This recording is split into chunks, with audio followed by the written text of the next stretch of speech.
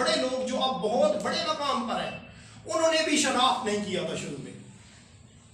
अब हैरान होंगे इस बात को सुन के, आफ्ताब साहब, इस बात को सुन के आप हैरान होंगे कि हमारे पायनियर, हमारे बहुत बड़े बड़े लोग, उन्होंने भी इब्तदा के अंदर इन मकासद की शनाख्त नहीं की थी। मसलन के डॉक्टर मोहम्मद इकबाल को ले, इकबाल शायरी को तर्क कर चुके थे, कोई फायदा ही नहीं देती, वकालत करता हूँ सिंपल से पैसे बनेंगे, जबरदस्ती गाड़ी ले लूंगा, एंजॉयमेंट। प्रोफेसर आर्नल्ड उसका उस्ताद था, उसने कहा ये वाला काम वक्ती तुम्हें इज्जत देगा, वक्ती मनफात होगी, पैसा होगा, लेकिन जो देर पाता कयामत इज्जत अगर तुम चाहते हो तो ये जो रियल टैलेंट है ना तुम्हारे अंदर पोटेंशियल, वो शायरी का टैलेंट है। अब अंदाजा करो, एक बंदा सिर्फ शायरी के जोर पर 150 साल हो गया हमारे दिलों पर हुकूमत कर रहा है। 150 साल हो गए हमारे दिलों पर हुकूमत कर रहा है, सिर्फ और सिर्फ शायरों पर। आपके गिरदो नवा कितने शोरा इकराम बैठे हुए होंगे, आपके मोहल्ले के अंदर 4-5 तो निकल गए होंगे, ऐसी बात है, बल्कि आपने भी 2-3-4 बैठे होंगे, उधर मेरी क्लास में 3-4 बैठे एक क्लास में। शायद क्या है, तुकबंदी होती है, काफिया मिला के ठोस दिया। तो क्या ऐसी बात थी जिसकी वजह से उसका उस्ताद उस पर इंसिस्ट कर रहा था कि नहीं तुमने ये नहीं छोड़ना, और नतीजा क्या निकला, उसने उसी शायरी के जरिए एक कौम बनाई जो डिस्पर्स मॉब था, बिखरा हुआ हुजूम था, और उनके अंदर एक नई रूह फूंक दी। और वो रूह क्या थी कि तुम गुलाम बने हुए हो, तुम तो कल के हुक्मरान थे, तुम्हारी तो पिछली सदी जो है, बल्कि पूरे 1000 साल दौरे हुकूमत तुम्हारा रहा है, तो तुम आज इन अंग्रेजों के गुलाम हो जो इस बरियाज़म के भी नहीं है, किसी और बरियाज़म के आए हुए हैं, मिसाला लेने के लिए आए थे, गरम मिसाला, और तुम पे हुकूमत कर रहे हैं। इतनी सी बात थी, उसने इतनी बढ़ा के बयान की, और लोग फिर जब गफीर की सूरत में जमा होते गए। अंजुमन हमायत इस्लाम में फिर पूरे पाकिस्तान, उस वक्त का जो हिंदुस्तान था, तुलवार से लोग जमा होते गए, लोगों के दिलों के अंदर ये बात बैठती गई, और 1940 को फिर हजार जो बंदे थे, हजारों, वो लाखों में कन्वर्ट हो गए, और फिर हमें ये मुमलिकत खुदादाद पाकिस्तान मिल गई। तो ये बात जो मैं आपको बता रहा हूं कि अगर इब्तदा के अंदर आप अपने हुनर से, अपने टैलेंट से आगाह नहीं हो पाते और बहुत देर कर देते हो, तो फिर बहुत देर हो चुकी होगी। अब उस वक्त स्पेस थी, उस वक्त टाइम था, अब टाइम कोई नहीं है, क्योंकि दुनिया जो है अब बहुत तेज रफ्तार से जा रही है। अब आप उनके पीछे आप उनका ताक़ुब नहीं कर सकेंगे। समझ आ रही है बात की, ये नहीं आ रही? तो सबसे पहला जो काम है वो ये काम है कि आपने अपने टैलेंट को जानने के बाद, अपने मकसद को तय करने के बाद, आपने अब आगे का सोचना है कि इस मकसद को मैं हासिल कैसे करूंगा। उसके लिए जो तीसरा स्टेप होता है ना सर, वो होता है रास्ते का इंतखाब। रास्ते का इंतखाब मकसद के बाद जो इंपॉर्टेंट पॉइंट है ना, वो यही है, आपने किस जरिए, किस मीडियम के थ्रू अपनी मंजिल पर पहुंचना है। करप्शन, धांधली, गबन, चोरी, बैकडोर, किसी गलत पॉलिसी, गलत तरीकाकार को अपनाकर जाना है, या दुरुस्त तरीकाकार को अपनाकर जाना है। दुरुस्त तरीके को अपनाकर जाएंगे तो उसमें वक्त ज्यादा लगेगा, लेकिन पहुंच जाएंगे मकसद पर तो फिर कोई आप पर उंगली नहीं उठा सकता। तो दुरुस्त रास्ते का जो इंतखाब है वो बहुत इंपॉर्टेंट पॉइंट है। और अमीन इस्माइल साहब ने फरमाया था कि गलत रास्ते पर जाने से बदरजा ऊला बेहतर है कि आप मंजिल की जानिब दुरुस्त रास्ते पर खड़े होकर मुंह करके खड़े हो जाए। गलत रास्ते पर चलने से ये बेहतर है कि आप दुरुस्त रास्ते पर मंजिल की जानिब मुंह करके खड़े हो जाए, बस ये भी बहुत है। तो दुरुस्त जो रास्ता है ना, उसका इंतखाब करना। तीसरा, अब चौथी बात जो होती है इस कामयाबी के सफर में, वो होती है मेहनत। क्या? मेहनत का कोई मुतबादिल नहीं है। आप कहेंगे सर बाज़ लोग तो ऐसे होते हैं जो बगैर मेहनत के भी कामयाब हो जाते हैं। बेटा वो वक्ती कामयाब होते हैं, हकीकी कामयाब मेहनत के बगैर कोई हुआ ही नहीं है। और दुनिया की एक चीज है, एक चीज ऐसी है जो बगैर मेहनत के नहीं मिल सकती। आप मुझे उसका नाम बताएं। दुनिया की एक चीज ऐसी है जो बगैर मेहनत के नहीं मिल सकती। सिर्फ एक चीज है, दौलत भी मिल सकती है। मसलन आप नवाज शरीफ के बेटे होते, आप जरदारी के बेटे होते, किसी बादशाह के बेटे होते, किसी बिलियनर के बेटे होते, तो आपने तो मेहनत नहीं की ना, आप अमीर हो गए। समझ आ रही है? एक चीज ऐसी है, उसका नाम है इल्म। इल्म मेहनत के बगैर नहीं मिल सकता। दुनिया का कोई ऐसा कैप्सूल अभी तक इजाद नहीं हुआ जो आपको खिलाया जाए और सारा इल्म आपके पास आ जाए। इल्म इंसाइक्लोपीडिया कोई ऐसा नहीं है, कोई गूगल आप कह लें, जो भी चीज हो, जिसको भी उठा के रख दें आपको कोई चीज सिर्फ दिखाई जा सकती है, बताई जा सकती है, सुनाई जा सकती है, पढ़ाई जा सकती है, खिलाई नहीं जा सकती। समझ आ रही है? इल्म ऐसी चीज है, उसके लिए आपको मेहनत करनी पड़ेगी। और दुनिया के अंदर जिसने भी इज्जत पाई है वो इल्म की वजह से पाई, और इल्म ही ऐसी चीज थी जिसकी वजह से हमारे बाबा आदम को किस पर फजीलत दी गई थी? फरिश्तों पर। वअल्लम आदम अल अस्मा कुल्लहा। जब पूछा गया, इल्म की बात आई, तो फिर हज़रत आदम ने बता दिया, और फिर फरिश्तों पर भी फौकियत हासिल। तो सबसे इंपॉर्टेंट क्या चीज है? फिर मेहनत। और इल्म तो मेहनत के बगैर हासिल हो ही नहीं सकता। फिर पांचवी चीज किरदार।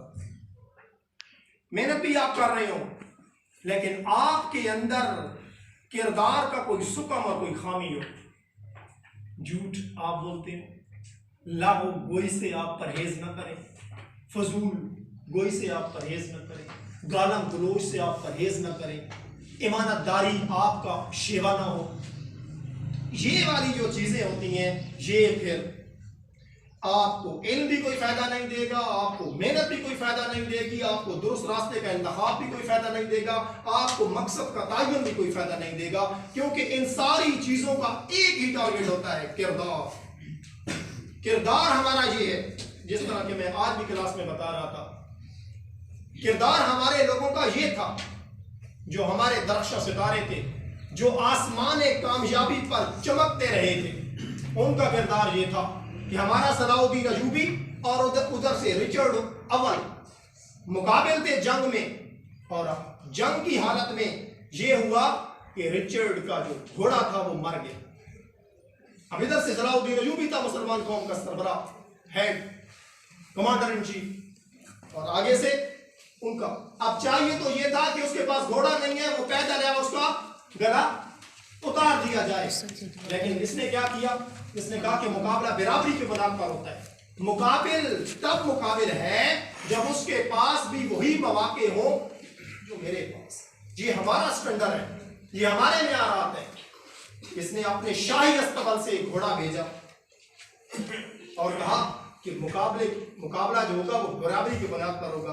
कल वो तारीख ये मुझे लिखे कि तुमने एक नहते पैदल शख्स जिसके पास कुछ भी नहीं था, जिसके पास सवारी भी नहीं थी, उसका गला उतार दिया था। अपने शाही अस्तबल से खूबसूरत सबसे आला नस्ल का घोड़ा उसको भेजा, इस पे सवार होकर अब मुकाबले को।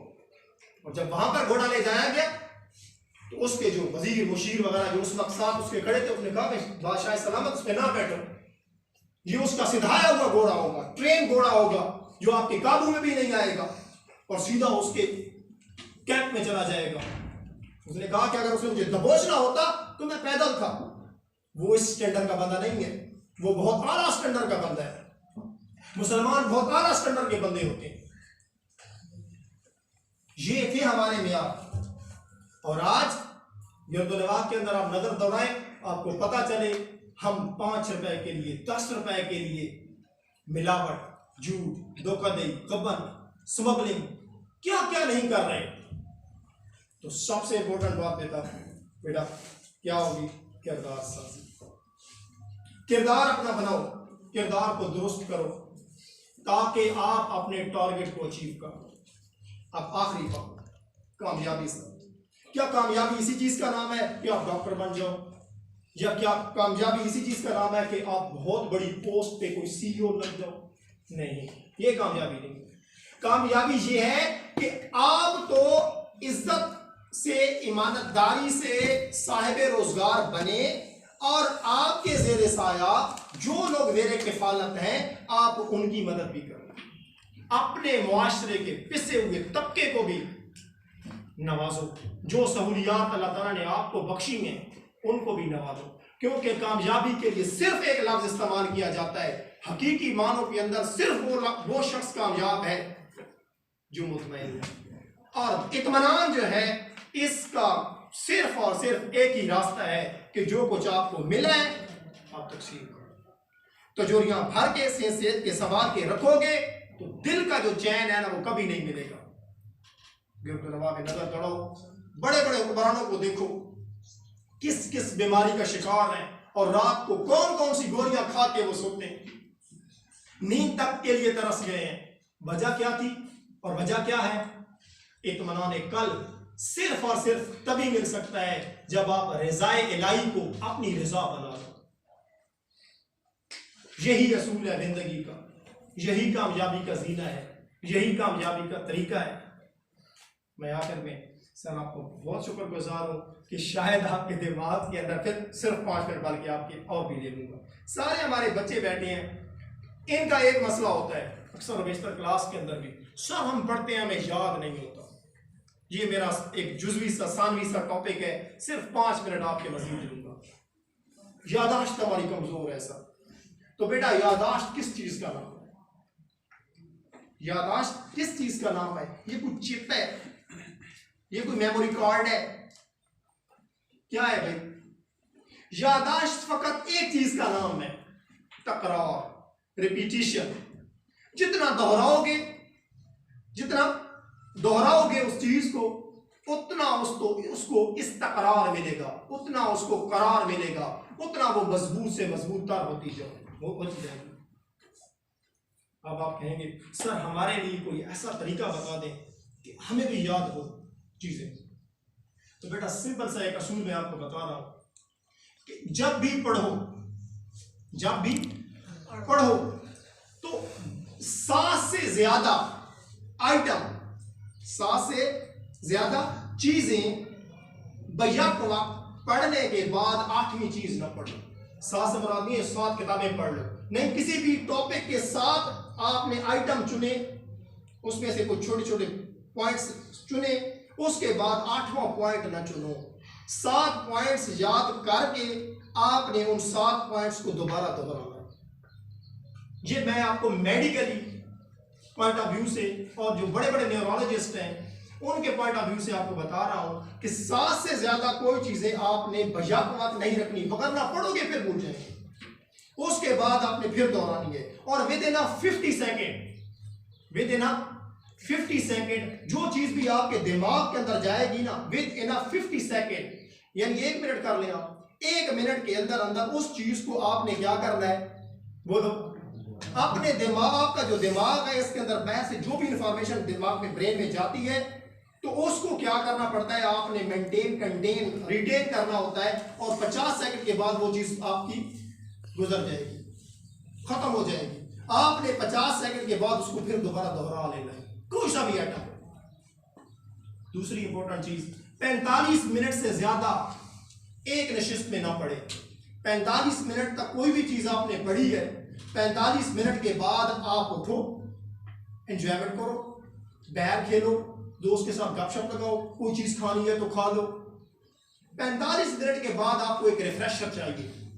2-2 घंटे 3-3 घंटे बैठने के बाद सिर्फ और सिर्फ हमने अपनी आंखों, अपने गर्दन और दीगर पट्टों को थकाना ही होता है, बस। समझ आ रही है बात? उसको दोबारा क्या करो। और फिर सबसे इंपॉर्टेंट बात, और उसके बाद मैं आपसे इजाजत लेता हूँ, रात को पढ़ने की आदत डालो और सुबह सवेरे उठ के पढ़ने की आदत डालो। रात के वक्त अल्लामा ज़रनोजी ने फरमाया था कि रात के वक्त जिस तरह ऊंट बेहतर सफर करता है ना, इसी तरह इंसानी दिमाग भी बेहतर सफर करता है। क्यों? क्योंकि मुआशरे के अंदर जो चहल पहल, गहमा गहमी, शोर ये सारी चीजें होती हैं वो किसी हद तक कम हो चुका होता है। तो आप कंसंट्रेशन के साथ, दिलजमी के साथ, इर्तकाज के साथ वो चीजें पढ़ सकते हो। और आपके सामने जब पढ़ रहे हो तो कोई डिस्ट्रैक्टर ना हो, कोई चीज आपकी तवज्जो को हटाने वाली वहां पर मौजूद ना हो। मसलन आपके साथ आपका मोबाइल पड़ा है, और वो भी उसका डेटा ऑन है। समझ आ रही है? इधर से कोई टिक टिक टिक हो रही है, आपकी तवज्जो फौरन डाइवर्ट होगी, आप कहेंगे किसका व्हाट्सएप पे मैसेज आया हुआ है, चलो मैं कोई मेल पढ़ लूं, चलो मैं कोई चीज सर्च कर लूं, चलो कोई मैं एसएमएस देख लेता हूं। तो ये जो पढ़ाई के दौरान आपकी तवज्जो को हटाने वाली चीजें होती हैं, जिनको डिस्ट्रैक्टर कहा जाता है, ये आपके सामने मेज पर ना पड़ी हो। और आखिरी सुबह के वक्त जो खास सुबह का टाइम होता है, सुबह सवेरे सहरखेरी जिनको कहा जाता है, अत्तार हो, रूमी हो, रावी हो, गलाली हो, कुछ हाथ नहीं आता बेआह सहर गाई। सुबह के वक्त सुबह सवेरे उठ के अगर आपने आहोदारी न की, खुदा की बारगाह के अंदर न पहुंचे, दुआएं न की और अपने काम पर न जुट गए, तो उसके अलावा आप इस चीज के अलावा आपको कोई चीज आगे नहीं लेके जा सकते। सुबह सवेरे उठें, क्योंकि मॉडर्न साइंसेस भी कहती हैं आज के दौर की कि हमारी जो क्रिएटिव वेव्स होती हैं, जिनको थीटा वेव्स कहते हैं, वो सुबह सवेरे अरूज पर होती हैं। तो अगर आपने कोई क्रिएटिव वर्क करना है, कोई तख्लीकी काम करना है, तो सुबह सवेरे आप उठ के उस काम को करें दिल जमी के साथ, तो इंशाअल्लाह आपको ये कभी मसला नहीं होगा कि सर मेरी याददाश्त कमजोर थी, या सर मैंने इसको 5 दफ़ा पढ़ा था और मुझे याद नहीं। वमा अलैना इल्ला अलबलाग। अगर कोई सवाल है तो मैं हाजिर। ठीक है जी, शुक्रिया जी।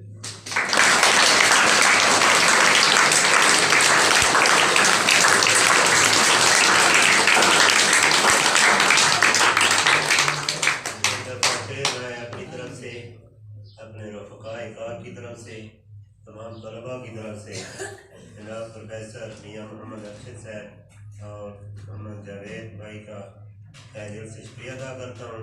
और मैं शुक्रगुज़ार हूँ प्रोफेसर अब्दुल गनी साहब का और भाई मोहम्मद फ़याज़ अहमद साहब का।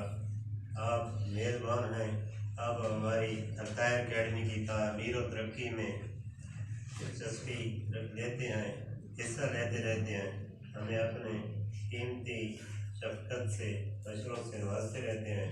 तो हम सबका भी शुक्रिया अदा करता हूँ। और मैं भाई मोहम्मद जावेद साहब से गुजारिश करूँगा कि वो दुआ कराएँ हमारे इन बच्चों के बेहतर मुस्तक़बिल के लिए।